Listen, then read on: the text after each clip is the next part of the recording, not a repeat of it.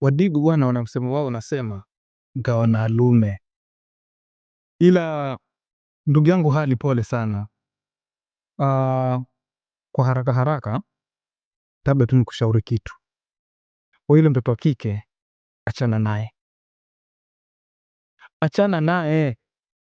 Katisha mahusiano kabisa wala hata usiwahi kumtafuta.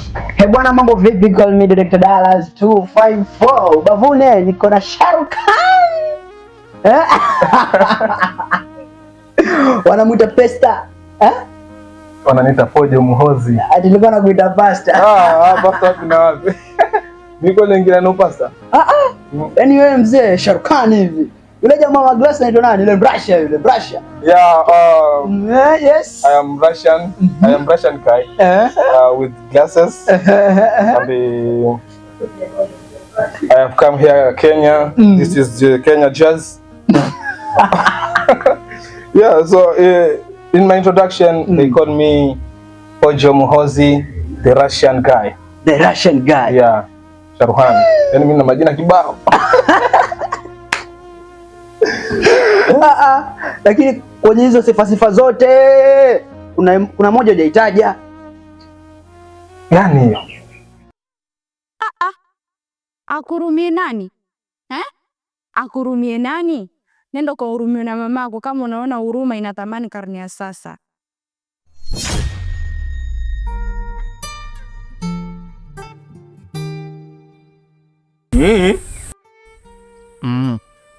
Nimebeba hiyo. Ikabe. Mpumbavu mmoja wewe. Wafikiri naweza ikaba hiyo? Naweza ikaba hiyo kiurahisi rahisi? Nikabaji wakati unafanya bugila. Hovyo hovyo bila hata kujihurumia maskini. Wewe unang'ang'ania mapenzi wewe. Si unajiona Samson sana eh? Haya, kagande kwa dalila wako. Na soon naona hapa mtani tukila wali hapa. Maana sisi vijana mapenzi kitushinda, tunakimbilia sumu ama kujitia kitanzi. Shika hii. Utaanzia hii. Ndugu yangu, ulifanywa nini wewe? Mwanangu kuangalia hivi wewe. Una kitabia fulani ni cha umbea. Kuhusu tabia zombea bwana ni kweli. Mimi si mbea. Lakini si lazi neno. Mama wewe. Unaona, sasa kuna tofauti kati ya mbea na mtu mbea halazi neno.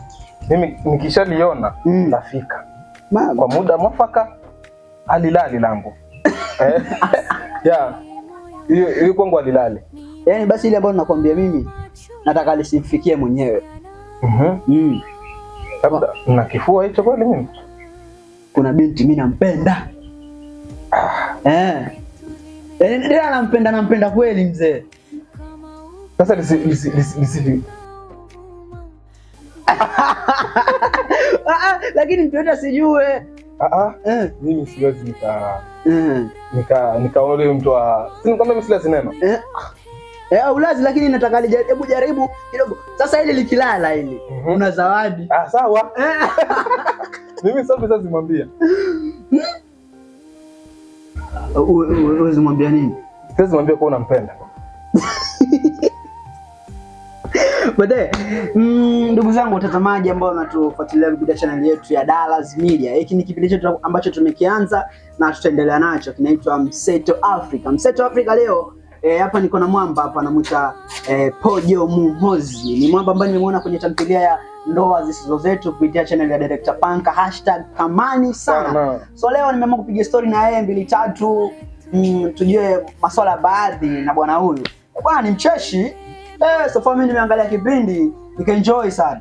Yaani anafanya kitu cha ukweli. Sasa mimi baba ninaangalia kile kipindi nikasema huyu mama lazima nitapiga naye story. Nataka nihakikishe huyu mama kweli hivi tabia vyake.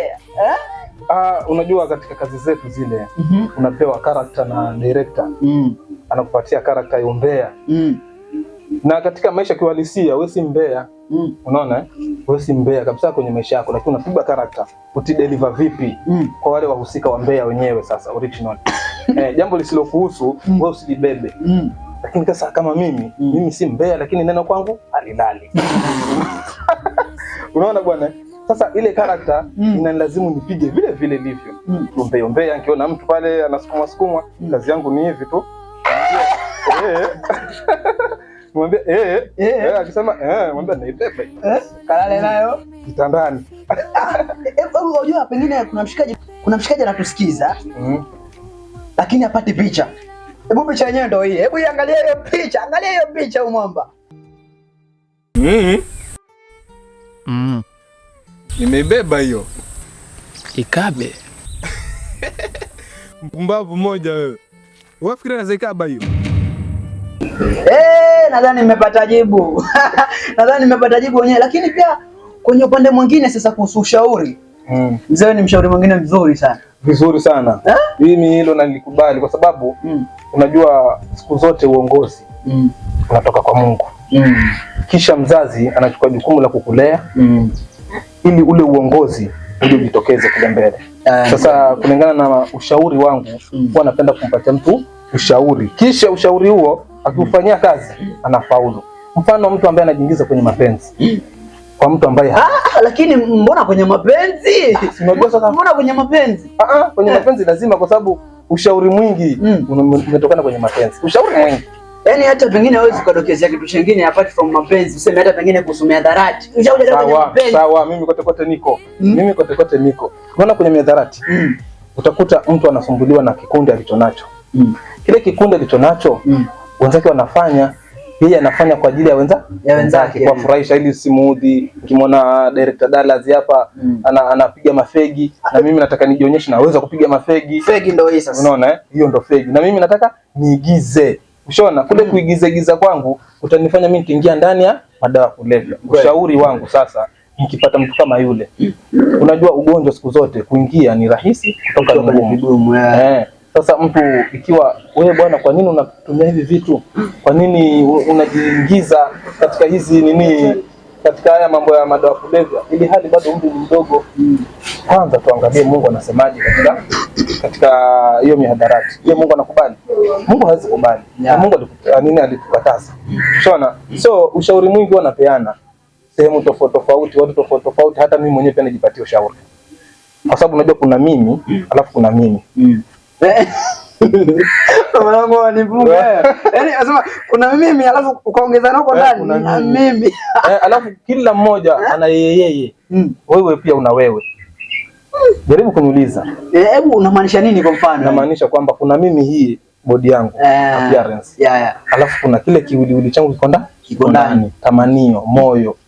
Waislamu wanaita nafsi. Sio heart. Kwa sababu heart ni beat. Heart beat. Lakini hii mambo na spiritual sasa. Mtu akifa anakufa mwili, ile roho inatoka. Ile roho ikitoka inatoka design yule mtu ambaye yuko pale. Sasa sema kama photocopy ama copy paste. Good. Hiyo copy paste. Sasa mimi huyu niko hivi. Alafu kuna mimi huyu hapo ndani sasa. Huyu hapa ndani. Sasa huyu hapa ndani niko tofauti. Na huyu hapa nje niko tofauti. So unaona Director Dallas. Mimi bado narudi pale kwenye mapenzi. Sawa bwana. Sasa utakuta mtu amewekeza moyo wake wote, amewekeza akili yake yote kwa mtu ambaye huyo mtu hamtaki. Sasa mwanangu wewe, utajua vipi kama huyu mtu hanitaki? Hapo ndo tatizo, utajua vipi wewe? Hebu kama uko na techniques ambazo unaweza kuzitoa, at least wale ambao wanatufuatilia wakapata huu ujumbe, at least na wao wakajiokoa mapema, wakajitusua mapema kwenye hili janga. Maana wale kweli wengi wanaumia. Isitoshe hata pengine kama pia mimi sipo. Sipo huko. Sasa unaona characters ama characteristics ambazo unaweza jua huyu mtu hanipendi. Angalia maongezi. Mtu ambaye anakupenda katika maongezi yenu hataki aondoke haraka. Anataka shinda na wewe siku nzima. La kwanza ile. Noted. Maongezi. Alafu uwazi. Kuna vitu ambavyo mimi na mpenzi wangu mimi namwambia kila kitu. Mama nimepata 1K. Tunafanyaje? Mtoto labda anadewa nini shule? Unaona mimi niko wazi. Na yeye pia akipata anafaa kuwa wazi. Baba guys, kuna this and this nimepata. Tunafanyaje? Tunaanzia mahali penzi linanoga na familia inaboreka. Lakini hali ya kuwa wewe umepata 1000 lakini unajua hapa lazima niweke bango 5 huku, bango 5 huku. Ukifika mwambie mama nimepata 500, alafu kuna bango 5 zingine zinalala. Sasa hiyo si mapenzi. Tayari kuna mmoja hampendi mwenzake. Hivyo atakuniambia kwa sasa, kwa haya maisha ambayo tuko nayo, asilimia kubwa hapo ni gani? Ya huyu ambaye anasema ukweli, ama huyu ambaye anabana alafu anatoa kiasi? Ukiangalia asilimia kubwa wengi wanabana. Wengi wanabana. Kwenye watu 10 wale ambao wana penzi la uwazi ni kidogo sana. Unaweza pata watu 3. Je, kinachosemwa na Mr. Pojo Muhozi, Shahrukh Khan, Mr. Shombe Shombe ni cha kweli? Hivi ni kweli asilimia kubwa kwa sasa ama asilimia ndogo kwa sasa ni wale ambao wanasema ukweli kwa wapenzi wao, ama ni wale ambao wanadanganya? We need your comment hapo kwenye comment section. Hebu dondosha hapo tuzisome, alafu mwisho wa siku tutakuja na jadala. Tutakuja na final decision ambayo tutafanya, tujue tunafanya nini sisi kama wanaume. Tutakuwa na kikao chetu si wanaume inshallah siku nyingine. Jumatatu. Njoo Jumatatu. Alafu bwana, kuzungumzia yote haya, mimi na madhumuni, kuna kitu ningependa kufahamu kutokana na safari yako ya sanaa bwana Pojo Muhozi. Safari yako ya sanaa kwa ufupi tu imeanzia wapi? Umeuliza swali zuri sana Director Dallas. Unaona, kwanza namshukuru Mungu kwa sababu yeye ndo alinileta hapa duniani. Na mambo mengi tunafanya kwa kumtegemea yeye. Ni kweli. Safari yangu ya sanaa mimi ilianza nikiwa primary. Moyeni Primary School. Iko Kinango Sub County, iko Dumbule Village Unit. Mimi niligundua niko na kipaji cha uigizaji wa kuchekesha drama. Nikiwa na Bwana Watete. Nilianza na yeye safari zote hizo za madrama festival, music festival.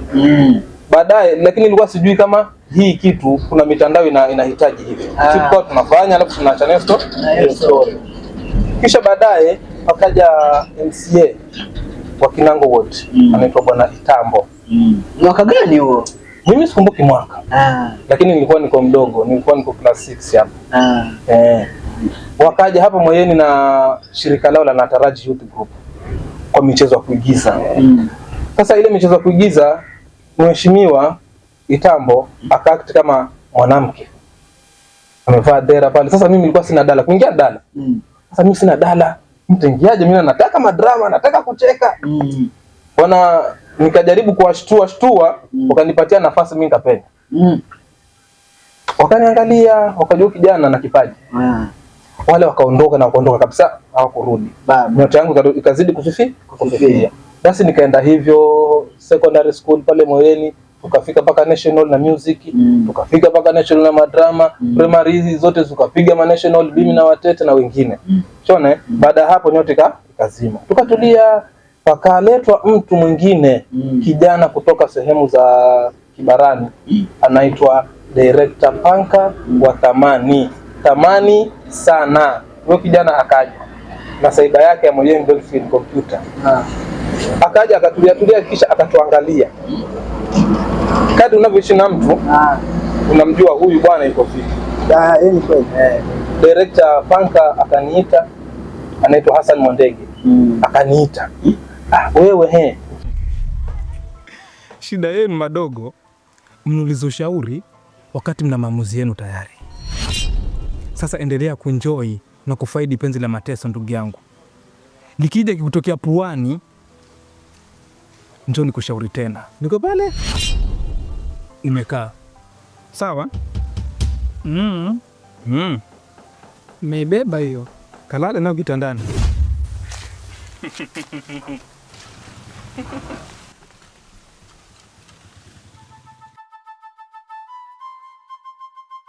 Nzuri sana. Mimi hilo nalikubali kwa sababu unajua siku zote uongozi unatoka kwa Mungu.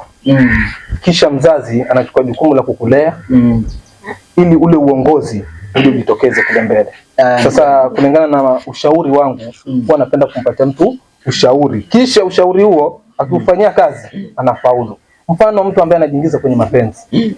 Kwa mtu ambaye lakini mbona kwenye mapenzi? Unajua sasa mbona kwenye mapenzi? Kwenye mapenzi lazima, kwa sababu ushauri mwingi umetokana kwenye mapenzi. Ushauri mwingi. Yaani hata pengine hawezi kudokezea kitu kingine apart from mapenzi. Useme hata pengine kusomea dharati. Ushauri kwenye mapenzi. Sawa, mimi kote niko. Mimi kote niko. Unaona kwenye miadharati. Utakuta mtu anasumbuliwa na kikundi alichonacho. Kile kikundi alichonacho, wenzake wanafanya, yeye anafanya kwa ajili ya wenzake kuwafurahisha ili simuudhi. Ukimwona director Dallas hapa anapiga mafegi na mimi nataka nijionyeshe naweza kupiga mafegi. Fegi ndio hii sasa. Unaona hiyo ndio fegi. Na mimi nataka niigize. Ushaona kule kuigiza kwangu utanifanya mimi nikiingia ndani ya madawa kulevya. Ushauri wangu sasa, nikipata mtu kama yule, unajua ugonjwa siku zote kuingia ni rahisi, kutoka ni ngumu.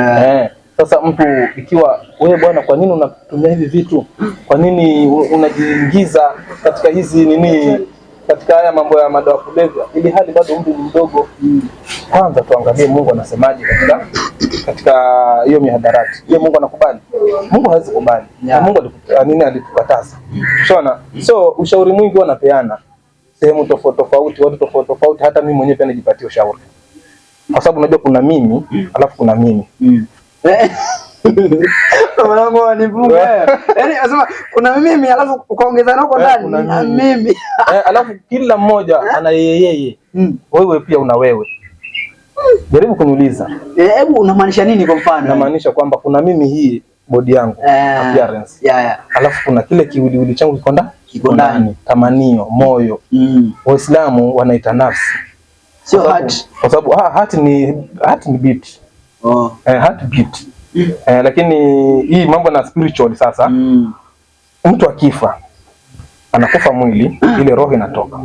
Ile roho ikitoka inatoka design ya yule mtu ambaye yuko pale. Sasa hawa kama photocopy ama copy paste. Good. Hiyo copy paste. Sasa mimi huyu niko hivi. Alafu kuna mimi huyu hapo ndani sasa. Huyu hapa ndani. Sasa huyu hapa ndani niko tofauti. Na huyu hapa nje niko tofauti. So unaona Director Dallas. Mimi bado narudi pale kwenye mapenzi. Sawa bwana. Sasa utakuta mtu amewekeza moyo wake wote, amewekeza akili yake yote kwa mtu ambaye huyo mtu hamtaki. Sasa mwanangu wewe, utajua vipi kama huyu mtu hanitaki? Hapo ndo tatizo, utajua vipi wewe? Hebu kama uko na techniques ambazo unaweza kuzitoa, at least wale ambao wanatufuatilia wakapata huu ujumbe, at least na wao wakajiokoa mapema, wakajitusua mapema kwenye hili janga. Maana kweli wengi wanaumia. Isitoshe hata pengine kama pia mimi sipo. Sipo huko. Sasa unaona characters ama characteristics ambazo unaweza jua huyu mtu hanipendi. Angalia maongezi. Mtu ambaye anakupenda katika maongezi yenu hataki aondoke haraka. Anataka shinda na wewe siku nzima. La kwanza hili. Noted. Maongezi. Alafu uwazi. Kuna vitu ambavyo mimi na mpenzi wangu, mimi namwambia kila kitu. Mama nimepata 1K. Tunafanyaje? Mtoto labda anadewa nini shule? Unaona mimi niko wazi. Na yeye pia akipata anafaa kuwa wazi.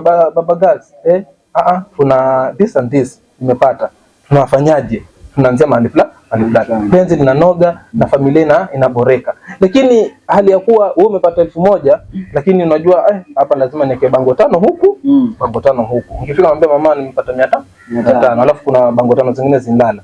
Sasa hiyo si mapenzi. Tayari kuna mmoja hampendi mwenzake. Hivyo atakuniambia kwa sasa, kwa haya maisha ambayo tupo nayo, asilimia kubwa hapo ni gani? Ya huyu ambaye anasema ukweli ama huyu ambaye anabana alafu anatoa kiasi? Ukiangalia asilimia kubwa wengi wanabana. Kwenye watu 10 wale ambao wana penzi la uwazi ni kidogo sana. Unaweza pata watu 3.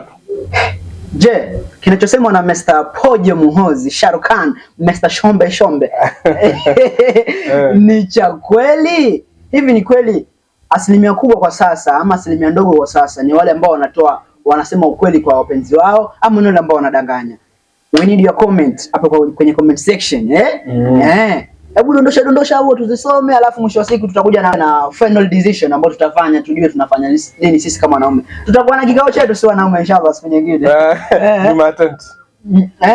Njoo Jumatatu.